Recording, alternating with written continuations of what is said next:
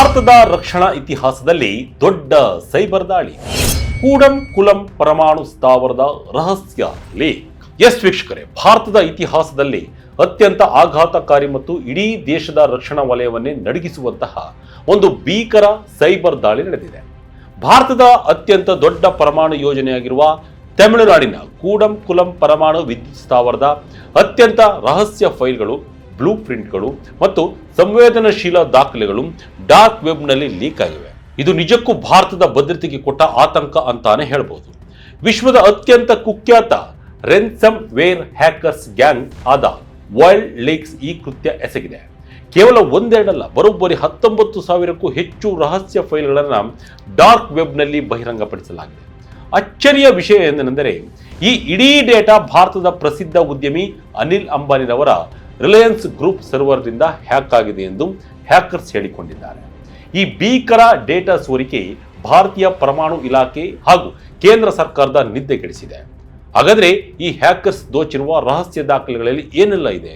ಇದರಿಂದ ಕೂಡಂ ಕುಲಂ ಸ್ಥಾವರಕ್ಕೆ ಏನು ಅಪಾಯ ಕಾದಿದೆ? ಈ ಡೇಟಾ ಲೀಕ್ನಿಂದಾಗಿ ಭಾರತದ ಭದ್ರತೆಗೆ ಎದುರಾಗಿರುವ ಸವಾಲುಗಳೇನು? ಹ್ಯಾಕರ್ಸ್ ಕೈ ಸೇರಿರುವ ಆ ಬ್ಲೂ ಪ್ರಿಂಟ್ಗಳಲ್ಲಿ ಏನೇನಿದೆ? ಬನ್ನಿ, ಈ ಆಘಾತಕಾರಿ ಸುದ್ದಿಯಲ್ಲಿ ಏನೇನಿದೆ ಒಂದು ರೌಂಡ್ ನೋಡ್ಕೊಂಡು ಬರೋಣ. ಇದು ದೇಶಕ್ಕೆ ಅತಿದೊಡ್ಡ ಗಂಡಾಂತರ. ಪರಮಾಣು ಸ್ಥಾವರ ಹ್ಯಾಕ್ ಆಗಿದ್ದು ಹೇಗೆ? ಮೊದಲಿಗೆ ಈ ಹ್ಯಾಕಿಂಗ್ ಆಪರೇಷನ್ ಹೇಗೆ ನಡೆಯಿತು ಮತ್ತು ಇದರಲ್ಲಿ ರಿಲಯನ್ಸ್ ಸಂಸ್ಥೆಯ ಪಾತ್ರ ಏನು ಅನ್ನೋದನ್ನ ಅರ್ಥ ಮಾಡಿಕೊಳ್ಳೋಣ. ಅನಿಲ್ ಅಂಬಾನಿ ಒಡೆತನದ ರಿಲಯನ್ಸ್ ಗ್ರೂಪ್ನ ಅಂಗಸಂಸ್ಥೆಯಾದ ರಿಲಯನ್ಸ್ ಇನ್ಫ್ರಾಸ್ಟ್ರಕ್ಚರ್ ಕಳೆದ 2018ರಲ್ಲಿ ಕೂಡಂ ಕುಲಂ ಪರಮಾಣು ಸ್ಥಾವರದ ಯೂನಿಟ್ 3 ಮತ್ತು ಯೂನಿಟ್ 4ರ ಮೂಲ ಸೌಕರ್ಯಗಳನ್ನು ವಿನ್ಯಾಸಗೊಳಿಸಲು ಮತ್ತು ನಿರ್ಮಿಸಲು ಭಾರಿ ಮೊತ್ತದ ಗುತ್ತಿಗೆಯನ್ನ ಗೆದ್ದುಕೊಂಡಿತ್ತು. ಪ್ರಸ್ತುತ ಈ ಎರಡೂ ಘಟಕಗಳು ನಿರ್ಮಾಣ ಹಂತದಲ್ಲಿದ್ದು 2022ರ ವೇಳೆಗೆ ಇವುಗಳು ಕಾರ್ಯಾರಂಭ ಮಾಡಬೇಕಾಗಿದೆ. ಇವೆರಡೂ ಸೇರಿ ಬರೋಬ್ಬರಿ 2,000 ಮೆಗಾವೆಟ್ ವಿದ್ಯುತ್ ಉತ್ಪಾದಿಸುವ ಸಾಮರ್ಥ್ಯವನ್ನು ಹೊಂದಿದೆ. ಹೀಗೆ ಸ್ಥಾವರ ನಿರ್ಮಾಣದ ಜವಾಬ್ದಾರಿ ಹೊತ್ತಿದ್ದ ರಿಲಯನ್ಸ್ ಸಂಸ್ಥೆಯು ತನ್ನ ಎಲ್ಲಾ ಡಿಜಿಟಲ್ ಫೈಲ್ಗಳನ್ನು ಭಾರತದ ಪ್ರಮುಖ ಡೇಟಾ ಸೆಂಟರ್ ಸೇವಾ ಪೂರೈಕೆದಾರ ಸಂಸ್ಥೆಯಾದ ಯೋಟ್ಟಾ ಸರ್ವರ್ನಲ್ಲಿ ಸಂಗ್ರಹಿಸಿಡಲಾಗಿತ್ತು. ಮೇ 29ರಂದು ಯೋಟ್ಟಾ ಸಂಸ್ಥೆಯು ರಿಲಯನ್ಸ್ ಇನ್ಫ್ರಾಸ್ಟ್ರಕ್ಚರ್ ಸೇರಿದ ಸರ್ವರ್ನಲ್ಲಿ ಕೆಲವು ಶಂಕಾಸ್ಪದ ಚಟುವಟಿಕೆಗಳನ್ನು ಪತ್ತೆ ಹಚ್ಚಿತು. ತಕ್ಷಣವೇ ಕಾರ್ಯಪ್ರವೃತ್ತರಾದ ಯೋಟ್ಟಾ ತಜ್ಞರು ಈ ಚಟುವಟಿಕೆಯನ್ನು ಸ್ಥಗಿತಗೊಳಿಸಿ ರೆನ್ಸಮ್ ವೇರ್ ದಾಳಿಯಾಗುವುದನ್ನು ತಡೆದಿದ್ದೇವೆ ಎಂದು ಹೇಳಿಕೊಂಡಿದ್ದರು. ಆದರೆ ಕತೆ ಅಲ್ಲಿಗೆ ಮುಗಿಲಿಲ್ಲ. ಜೂನ್ ಕೊನೆಯ ವಾರದಲ್ಲಿ ರಿಲಯನ್ಸ್ ಇನ್ಫ್ರಾಸ್ಟ್ರಕ್ಚರ್ ಸಂಸ್ಥೆಯು ಬಾಹ್ಯ ಹ್ಯಾಕರ್ಗಳು ಮತ್ತು ತಮ್ಮ ಡೇಟಾವನ್ನು ಕದ್ದು ಲೀಕ್ ಮಾಡಿದ್ದಾರೆ ಎಂದು ಕ್ಲೈಮ್ ಮಾಡುತ್ತಿರುವುದಾಗಿ ಯೋಟ್ಟಾ ಸಂಸ್ಥೆಗೆ ತಿಳಿಸಿತು.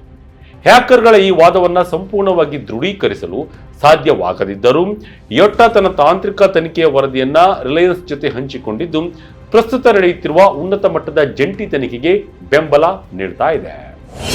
ಡಾರ್ಕ್ ವೆಬ್ನಲ್ಲಿ ಲೀಕ್ ಆದ ಫೈಲ್ಗಳಲ್ಲಿ ಏನಿದೆ? ಅಂತಾರಾಷ್ಟ್ರೀಯ ಸುದ್ದಿ ಸಂಸ್ಥೆ ರಾಯ್ಟರ್ಸ್ ಲೀಕ್ ಆಗಿರುವ ಈ ದಾಖಲೆಗಳನ್ನು ಪರಿಶೀಲಿಸಿದೆ. ಈ ಫೈಲ್ಗಳನ್ನು 2016ರಿಂದ 2025ರ ಮಧ್ಯಾವಧಿಯವರೆಗಿನ ದಾಖಲೆಗಳಾಗಿವೆ.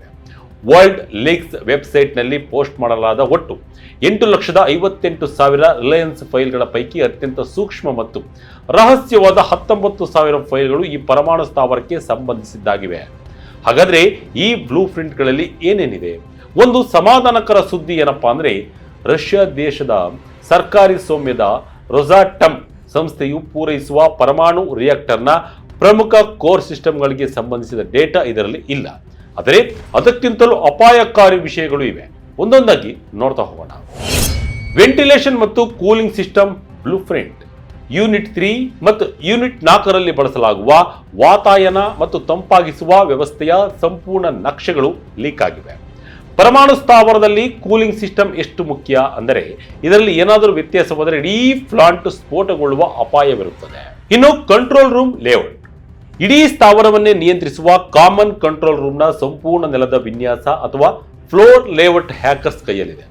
ಸರಬರಾಜುದಾರರ ವಿವರಗಳು, ಪ್ಲಾಂಟ್ಗೆ ಉಪಕರಣಗಳನ್ನು ಪೂರೈಸುವ ವೆಂಡರ್ ಪ್ರೊಫೈಲ್ಸ್ ಮತ್ತು ಅನುಮೋದಿತ ಪೂರೈಕೆದಾರರ ಪೂರ್ಣ ಲಿಸ್ಟ್ ಬಹಿರಂಗವಾಗಿದೆ. ಆಡಿಟ್ ಮತ್ತು ಇನ್ಸ್ಪೆಕ್ಷನ್ಸ್ ರೆಕಾರ್ಡ್ಸ್. 2024ರಲ್ಲಿ ನ್ಯೂಕ್ಲಿಯರ್ ಪವರ್ ಕಾರ್ಪೊರೇಷನ್ ಮತ್ತು ರಿಲಯನ್ಸ್ ಜಂಟಿಯಾಗಿ ನಡೆಸಿದ ತಪಾಸಣೆಯ ಸಭೆಯ ದಾಖಲೆಗಳು ಹಾಗೂ ಉಪಕರಣಗಳ ಫೋಟೋಗಳು ಇದರಲ್ಲಿವೆ.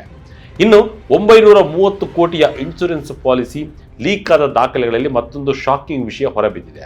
ರಿಲಯನ್ಸ್ ಇನ್ಫ್ರಾಸ್ಟ್ರಕ್ಚರ್ ಮತ್ತು ನ್ಯೂಕ್ಲಿಯರ್ ಪವರ್ ಕಾರ್ಪೊರೇಷನ್ ಜಂಟಿಯಾಗಿ ಒಂದು ಇನ್ಸೂರೆನ್ಸ್ ಪಾಲಿಸಿ ಮಾಡಿಕೊಂಡಿದ್ದು, ಒಂದು ವೇಳೆ ಯೂನಿಟ್ 3 ಅಥವಾ ಯೂನಿಟ್ 4 ಮೇಲೆ ಯಾವುದೇ ರೀತಿಯ ಭಯೋತ್ಪಾದಕ ದಾಳಿ ನಡೆದರೆ ಅವರಿಗೆ ಬರೋಬ್ಬರಿ $112 ಮಿಲಿಯನ್, ಅಂದರೆ ಭಾರತೀಯ ರೂಪಾಯಿಗಳಲ್ಲಿ ಸುಮಾರು 930 ಕೋಟಿ ರೂಪಾಯಿ ಪರಿಹಾರ ಸಿಗುತ್ತದೆ ಎಂಬ ರಹಸ್ಯ ಪಾಲಿಸಿ ದಾಖಲೆ ಕೂಡ ಲೀಕ್ ಆಗಿದೆ. ಇದು ಭಾರತದ ಭದ್ರತೆಗೆ ಎಷ್ಟು ದೊಡ್ಡ ಅಪಾಯ.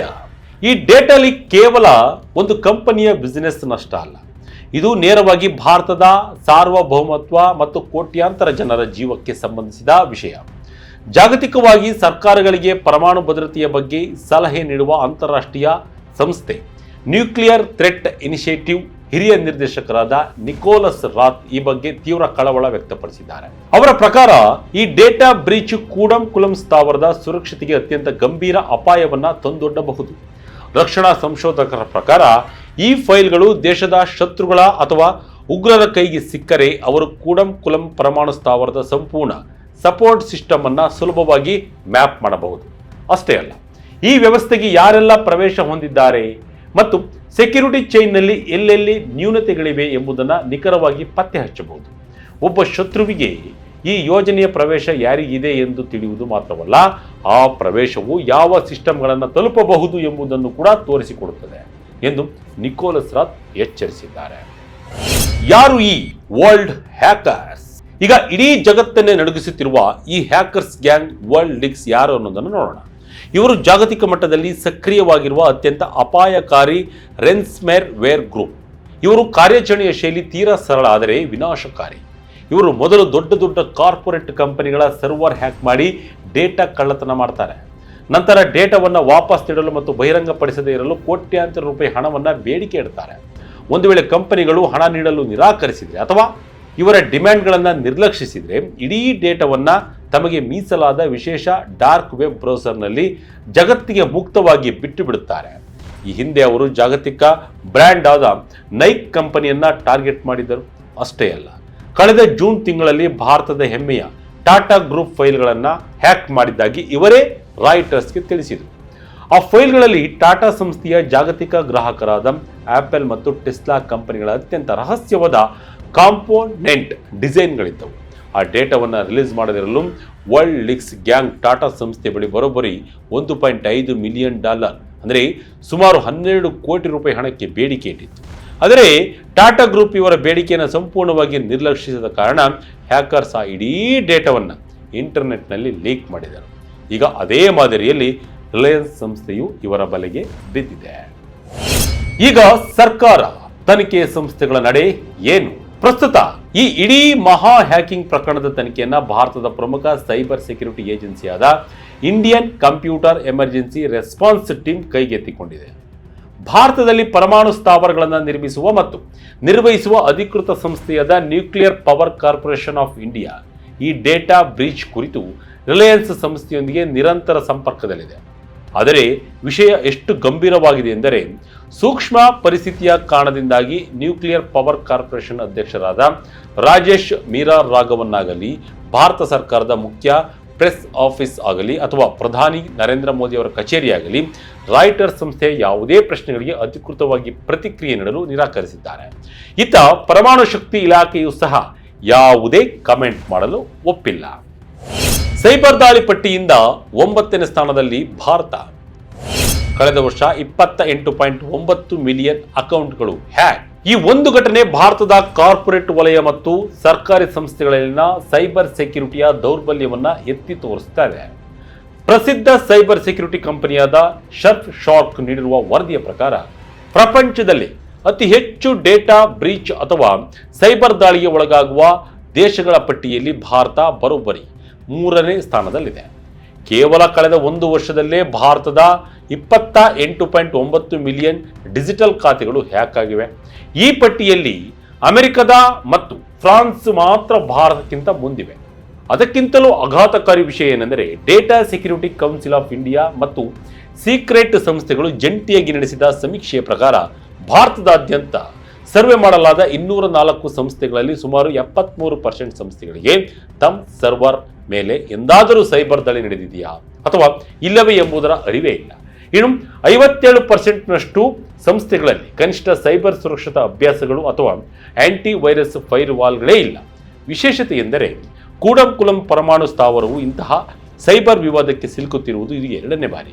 ಹೌದು, ಈ ಹಿಂದೆ ಕಳೆದ 2019ರಲ್ಲೂ ಸಹ ಉತ್ತರ ಕೊರಿಯಾದ ಕುಖ್ಯಾತ ಹ್ಯಾಕರ್ಸ್ ಗ್ಯಾಂಗ್ಗೆ ಸೇರಿದ ಒಂದು ಅಪಾಯಕಾರಿ ಮಾಲ್ವೇರ್ ಈ ಕೂಡಂಕುಲಂ ಪ್ಲಾಂಟ್ನ ಅಡ್ಮಿನಿಸ್ಟ್ರೇಟಿವ್ ನೆಟ್ವರ್ಕ್ನಲ್ಲಿ ಪತ್ತೆಯಾಗಿತ್ತು.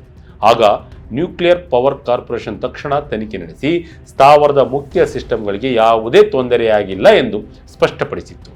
ಆದರೆ ಈಗ ನಡೆದಿರುವ ದಾಳಿ ಅದಕ್ಕಿಂತಲೂ ದೊಡ್ಡದಾಗಿದೆ. ನೋಡಿದ್ರಲ್ಲ ವೀಕ್ಷಕರೇ, ಡಿಜಿಟಲ್ ಇಂಡಿಯಾದತ್ತ ವೇಗವಾಗಿ ಹೆಜ್ಜೆ ಇಡುತ್ತಿರುವ ನಮ್ಮ ದೇಶಕ್ಕೆ ಈ ಸೈಬರ್ ಹ್ಯಾಕಿಂಗ್ ಎನ್ನುವುದು ದೊಡ್ಡ ಕಂಟಕವಾಗಿ ಪರಿಣಮಿಸಿದೆ. ಒಂದು ದೊಡ್ಡ ಪರಮಾಣು ಸ್ಥಾವರದ ಬ್ಲೂ ಪ್ರಿಂಟ್ಗಳೇ ಡಾರ್ಕ್ ವೆಬ್ನಲ್ಲಿ ಸಿಗುತ್ತವೆ ಎಂದರೆ ನಮ್ಮ ಸೈಬರ್ ಭದ್ರತೆಗೆ ದೊಡ್ಡ ಸವಾಲು. ಸರ್ಕಾರ ಮತ್ತು ಖಾಸಗಿ ಕಂಪನಿಗಳು ಇನ್ಮುಂದೆ ಆದರೂ ಇಂತಹ ಜಾಗತಿಕ ಹ್ಯಾಕರ್ಗಳ ವಿರುದ್ಧ ಅತ್ಯಂತ ಬಲಿಷ್ಠವಾದ ಡಿಜಿಟಲ್ ಕೋಟೆಯನ್ನು ನಿರ್ಮಿಸಬೇಕಾಗಿದೆ. ಇಲ್ಲದಿದ್ದರೆ ದೇಶದ ಸುರಕ್ಷತೆಗೆ ದೊಡ್ಡ ಅಪಾಯ ಸಿಲುಕುವುದರಲ್ಲಿ ಯಾವುದೇ ಸಂಶಯವಿಲ್ಲ. ಪರಮಾಣು ಸ್ಥಾವರದ ಬಗ್ಗೆ ಸರ್ಕಾರ ಈಗ ಯಾವ ನಿರ್ಧಾರ ತೆಗೆದುಕೊಳ್ಳುತ್ತೆ ಕಾದು ನೋಡಬೇಕು. ಈ ಸೈಬರ್ ಅಟ್ಯಾಕ್ ಬಗ್ಗೆ ನಿಮಗೆ ಅನಿಸಿದ್ದನ್ನು ಕಮೆಂಟ್ ಮೂಲಕ ತಿಳಿಸಿ. ಇದಾಗಿತ್ತು ಈ ಕ್ಷಣದ ಅಪ್ಡೇಟ್. ಇದೇ ರೀತಿಯ ಅಪ್ಡೇಟ್ಗಳಿಗಾಗಿ Vijaya Kanaka website, YouTube page, Facebook page follow ಮಾಡ್ತಾ ಇರಿ. ಧನ್ಯವಾದಗಳು.